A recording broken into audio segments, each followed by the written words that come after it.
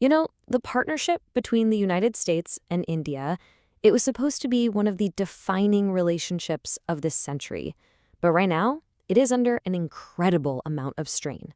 So today, we're going to dig into why one of the world's most critical partnerships is looking like it's at a breaking point. So what on earth happened? I mean, just a few years ago, everyone was talking about this as the partnership of the future. And today, it's just riddled with tension and, frankly, a lot of distrust.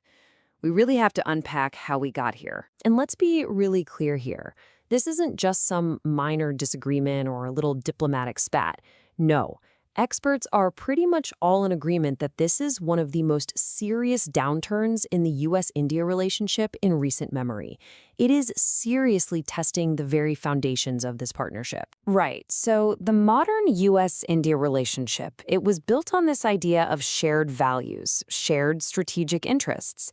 But that foundation, the one that was celebrated not that long ago, is now showing some really serious cracks. Okay, so the first and you could argue the biggest flashpoint here, it's all about economics. There's an escalating trade and tariff battle that has really pushed this relationship right to the edge. And the weapon of choice in this whole conflict? Tariffs. The U.S. recently slapped another 25% tariff on Indian goods.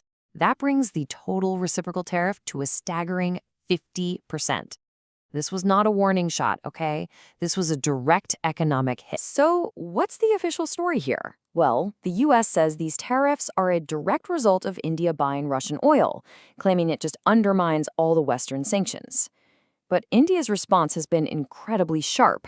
They're pointing out, hey, wait a minute, you guys in the US and EU are still buying stuff like Russian uranium and fertilizer. So from India's point of view, it just looks like total hypocrisy. And these tariffs? They have very, very real consequences. Analysts are now warning that key Indian sectors, we're talking pharma, auto parts, textiles, could see their exports to the US absolutely plummet, maybe by as much as 30%. That is a huge economic blow, one that could potentially shave up to 2% off India's GDP. And remember Mission 500, that really ambitious, flashy goal for the US and India to hit $500 billion in trade by 2030?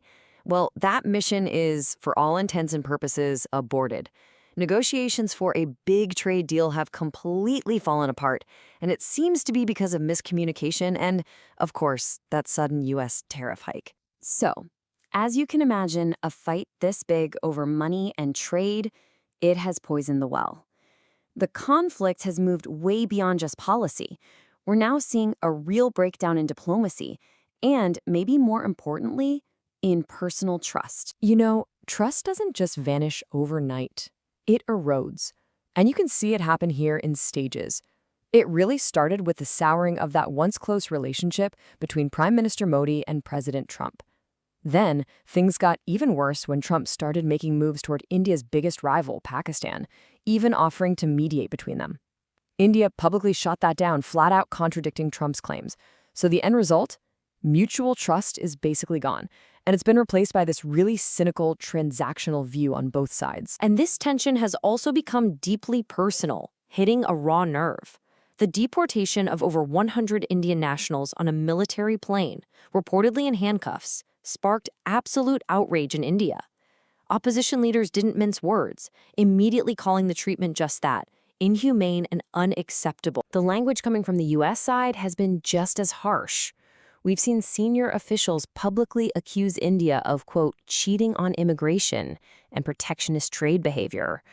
When the rhetoric gets this heated, you know it's moved way beyond a simple policy dispute, and it makes finding a way back that much harder. But this is where things get really weird. It brings us to a huge paradox, because while all the diplomatic and economic ties are in a total nosedive, the defense partnership is somehow still moving forward. I mean, how is that even possible? So let's just recap for a second.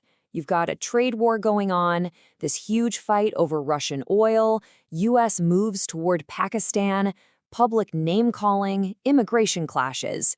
The list of problems is long and it is damaging. It looks awful.